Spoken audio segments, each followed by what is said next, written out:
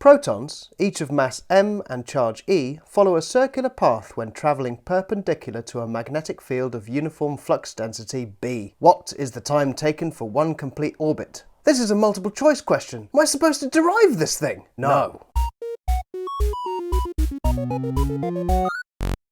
Hello and welcome to Underdog Physics. In A-level physics, we're sometimes presented with a multiple choice question like the one just before the intro card. At first glance, it looks as if we'll need to bash some equations together to get the expression that they're asking for. And while you can do this, I'll show you how to later on in the video, there is an alternative way to approach these questions. The secret is to understand the physics behind them. I'm done messing around, but seriously, what I mean is, it's worth considering how each of the variables affect the quantity in question. Take that question about protons moving in a circle, for example.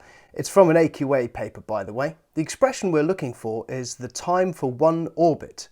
So we need to consider how the variables given to us affect that time of orbit. But first of all, let's clear up what exactly we're looking at. The protons in the question have an initial velocity, and they're happily zooming along, minding their own business, when suddenly there's a magnetic field. This magnetic field, which is at right angles to the direction they're travelling in, causes them to move in a circular path instead. Since the force from this magnetic field is always at right angles to the direction of motion of the charged particle and also the direction of the magnetic field, Fleming's left-hand rule kind of comes into play. It's important to realise then that our protons have a fixed speed. Their direction of travel is the thing that's changing because of the force. So with that in mind, it's worth considering that increasing the magnetic field strength will increase the force, but seeing as that's only affecting the direction of motion, what this results in is a smaller radius circle. With a smaller circular path to follow, our charged particle, which is travelling at the same speed, by the way, takes less time to go around that circular path. Consider these grapes. They have the same speed, and so far they're travelling the same size circular path, so it takes them the same time to traverse that circular path. But when the grape on the right hand side follows a smaller circular path but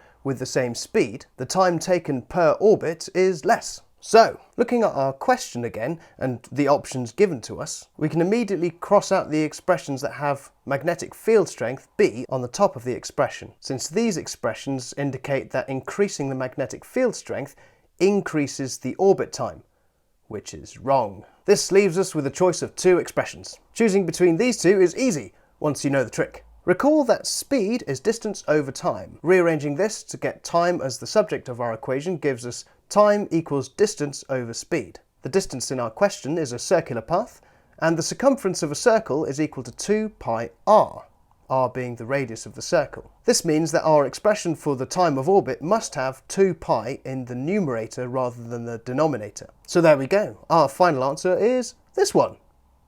But like I mentioned in the start of the video, you can actually approach this question by deriving the equation itself, instead of doing this detective work business. I'll quickly do that now. A charge moving perpendicularly to a magnetic field experiences a force equal to BQV, where B is the magnetic field strength, Q is the charge, and V is the velocity of the charge.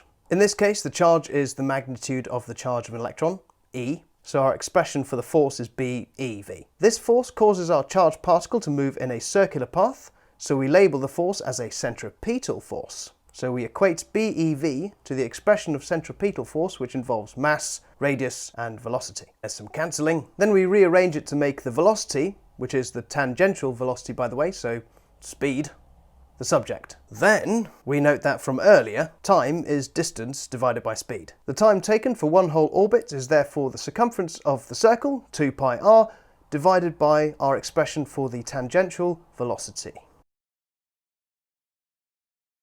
Done! Thank you so much for watching. I hope you found this useful.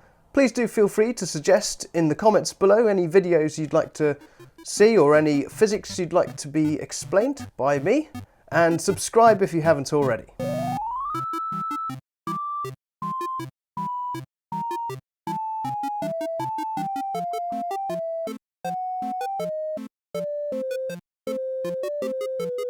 Direction of motion and something else.